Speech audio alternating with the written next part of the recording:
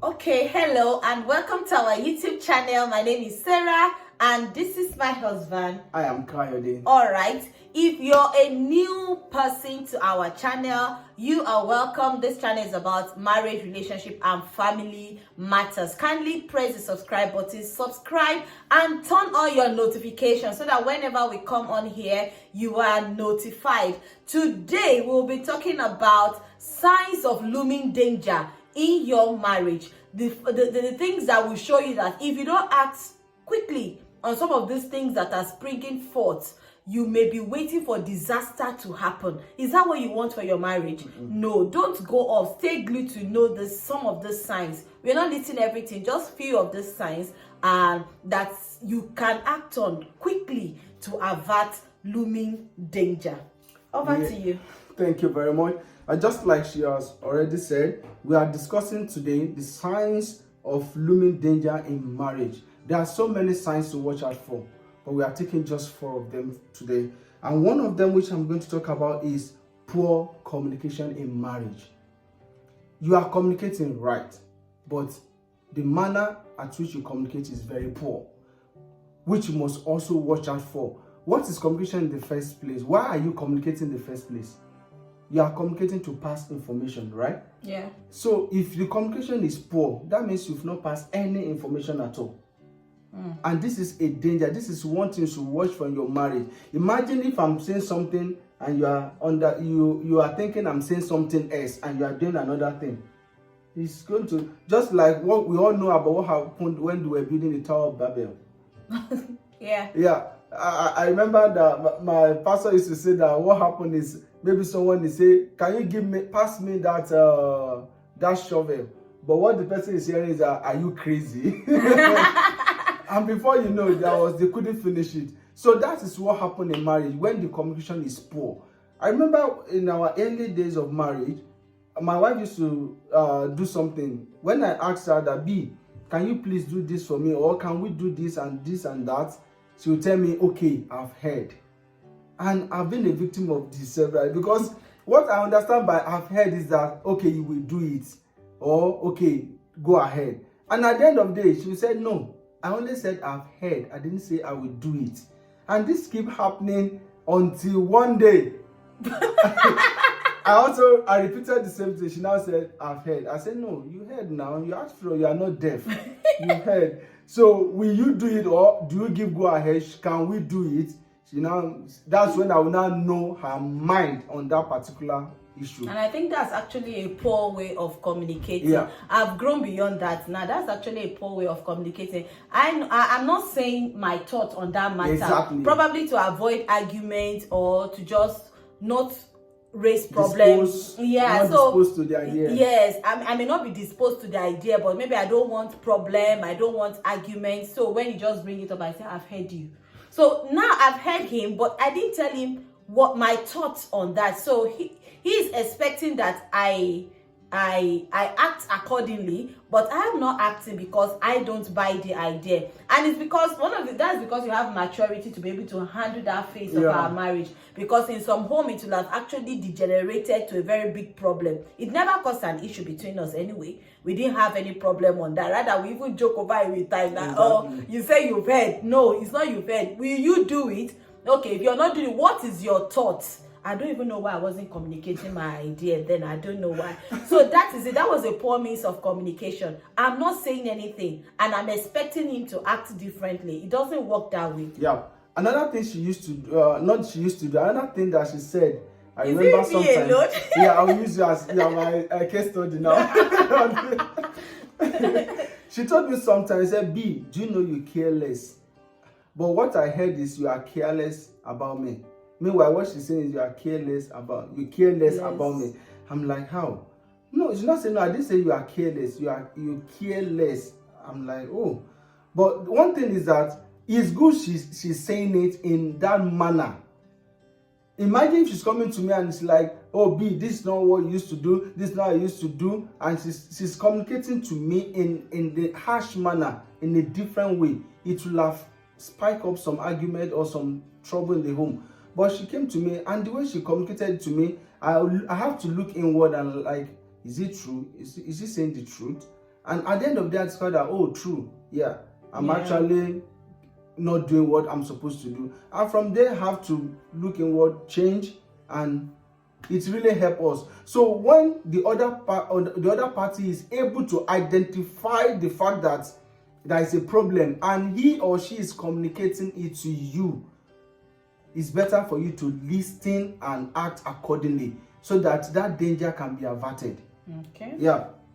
Yeah, and another thing, the second point we will be talking about today is inability to reach a compromise.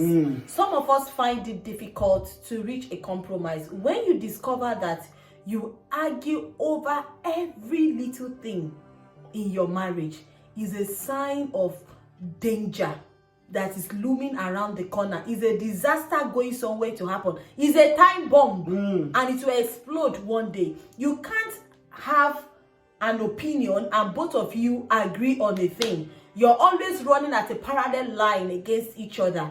Both of you cannot meet yourself at a middle, or one person subpedal for the other person. There are times that you bring an idea, it's not what I buy, I let you, then when you now fail at that idea, I've told you, oh, this, I don't think it will work, and you still feel it will work.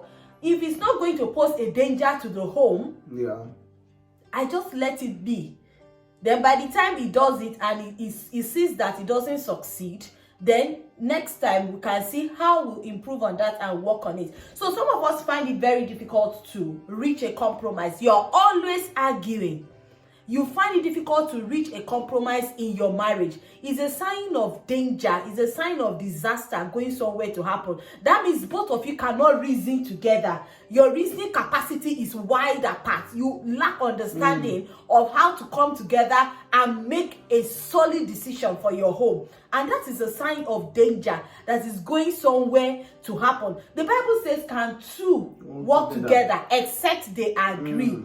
So if you want the progress of your home, you must be willing to agree with each other. Yeah. The Bible says, one, we chase 1,000. Two, we put 10,000 to a flight. So when you're coming together, you should be able to do more and do better. Yeah, and most time, even when you don't support the idea, I don't have that leading to continue. Because I feel for you not to even support this thing, most time I'm always sluggish in going ahead with that, because I'm like, if I go ahead and this thing does not succeed, this person will mock me. So because of that, most time I always think about. And one thing is that why there is no why there is no compromise in marriage sometimes is because of ego and pride. Ego and pride. Sometimes the man wants to feel I'm the man. So why will I dance to her tune? Why will she be controlling me? Yeah, that will control me sometimes. Yeah. Then the woman will like, it's my idea and it's a good idea. So why will he not say no? I will go ahead, and if it succeed, this and this and that. So if you can do away with ego and pride, definitely we'll come to a compromise. All right. Yeah. Okay. And yeah, I think the other one. Go ahead. Okay, the other one I will talk about is less affection and attention for each other. Very important. Very, very important. Before marriage, I see people. Someone used to tell us that they used to say beautiful nonsense. Sweet nonsense. Sweet nonsense. Yeah. Some people can be on phone for hours, midnight calls, and the rest before marriage. I remember then I used to tell you, don't call me every time. You're always calling me. Don't call me every time. Some people don't even cook. Lunches, they go they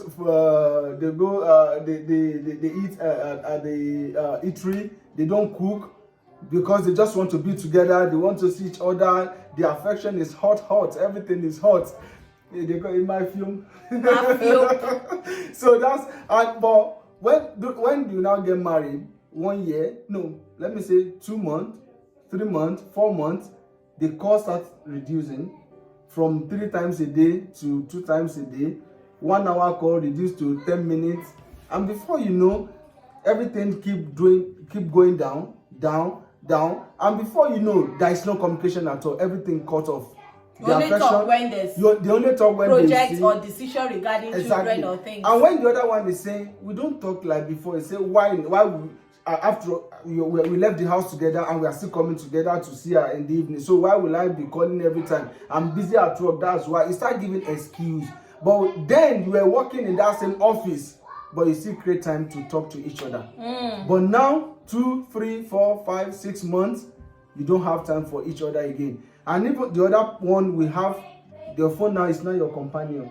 Yeah, and that is, I've come to discover that what to give attention to have you. Exactly. What to give attention to have you. Exactly. You give attention to your wife, your wife will have you. You give attention to your husband will have you. Now, and that is one of the reasons people fall into extramarital affairs. Proximity. Yeah, proximity. And communication, as in communication, media communication, talking, chatting, breeds closeness. And that is why you see some people, emotions can build up from proximity. Now the person God brought into your life, or you brought into your life, whichever way it is, and you should be striving to build that proximity. But when the communication of calling, talking, gisting start growing apart, and you're finding that communication, talking and gisting in another person, there's that tendency for you to drift away and drift into that person, and you're not giving room for extramarital affair to come. It's not as if the person you're drifting to is doing something better or different from your spouse, but you've given your time and attention to that person.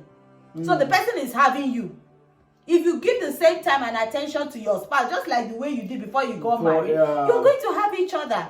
So nothing stops you from sending a message to each other while at work or during break time. Oh, I'm on break. Are you free? If you're not free, you send a message. When you get home, you gist, you talk. Yeah. And talking have a way of bringing people close, because you share your thoughts, you share your emotions, you share what you're going through with each other. So if you discover that your talking is reducing, there's less attention and care for each other, is a danger sign. Sooner or later, the bomb will explode. And one thing that's taking attention away from couples this day is social media. So try and create time for each other. I used to call it Mimi time. There was a time we had that issue in our marriage, and when we come back, I just see that, my husband would say, he didn't have time to check his messages while he was at work. Likewise me, I didn't have time to check my messages while I was at work. Let me quickly check what was going on. And at a point, I told him, I say, this thing is taking one part of us away. And truly it did. I told him, I said, this thing is taking one part of us away. We can go back and check our messages whenever we are done with our own time. I used to call it, I said, see, our me time is being affected. And once it is being affected, anything can happen. Because whatever is taking the me time is another human being at the back of the social media. It's another human being. It's not a robot. So whatever is taking your me time is affecting the relationship. I told him, I said, we're giving time. We can always go back to our phone. We can always go back. But we've just come back from work. We need to talk. That is not the priority. We need to gist. We need to laugh. What happened at work? And I'm a playful type, though I'm a shy person. That's for another day. Okay. The last one is individualistic. People are individualistic in marriage. You come in as a single person, you become married, but you don't want to live single life alone. It doesn't work in marriage institution. It doesn't work at all. Before you got married to me, you were alone. You were working you were a youth corper at Oceanic Bank then. You do whatever you like with your time. But it was never the same when we got married. You're a Man United fan. I was never interested in food. Okay, there was a time but once it come to all this Premiership League and all that, I had no interest. Only my younger sister was in Arsenal. So now coming into marriage, my husband will have match at what time was it? Late in the night. 9 p.m. 9 p.m. And I'm wondering. And we didn't even have the means to have DSTV then that he can watch. But this is something he's been watching by himself. And I'm wondering, hey, God. So, but he was able to carry me along. Ahead of time, he would tell me, see, there's a match. But because I'm not even interested, I wouldn't even follow him to go and watch it. It didn't stop me if I wanted to come. I can go. So there's this individualistic that you bring into marriage, that you must now understand the fact that you are now married. And some single life does not fit into the married life. That's true. Some single life, you if you're married, some people say, this is who I am. This is me. This is who you are, but you brought in somebody that is not who you are into your life. Someone said that I can marry you the way you are, but don't remain the way you are. Grow. Evolve. Grow. Marry me the way I am, but let there be growth, let there be involvement. It doesn't mean your passion is it should be taken away from you. But there are some like keeping late nights. You're married as a single person. You take decision. I've been independent all my life. I've stayed alone. I grew up all by myself. I do what I like. I take decision when I like. I wake up when I like. So there are some lifestyle that don't fit into marriage. So when you get married and you want to continue living as a single person, you're individual, you're just concerned about your own method of living. It's going to affect that relationship. Like example now, I love to buy. It's not me. I'm not a materialistic person naturally. So I'm giving an example. I love to buy shoes. Shoe is my passion. Yeah. Now I'm getting married. So whether there's money for kids, whether there's money for their food, whether there's none, it's none of my business. The thing is that I've always bought shoe as a single person. One shoe per month. One shoe per month. So I must buy my shoe. Come rain, come sun, come shine. I must buy my shoe. And that is you being individualistic. Just bringing your single life into marriage. Life. You're not ready to grow into the new institution you found yourself. You're not ready to evolve in the new institution. There are so many things I never thought I will do as a married person in my life that I have done. There are some things motherhood has made me to do. That's true. That I never thought I would do. There are things that will happen in your future that way back in your single life you never ever imagined that such a thing will come your way. My mom used to say that it's an oversized shoe. You will meet it there. Yes. So there are some oversized shoe you never even thought of. It never came to your mind. But it got to a stage in your life you found yourself there. So growth do happen. Grow. Do not consider the other person that you brought into your life when you're doing things. So when you think about just yourself, just individualistic in your action, in your decision, is a sign of looming danger. Because you will take decision, you will take action without consideration of other members of the family, of your spouse, of your home, the consequences of your action. You will not take it into consideration because it is just all about you. I hope you have heard. So, all right. There are so many of them. So many. For today, we are just taking this 4. When you see all these things, don't ignore them. Don't sweep them under the carpet. Act fast on them and trust God. Your marriage is going to be what God has ordained it to be. Your marriage can work. Have a blessed day. See you some other time. Bye. Bye.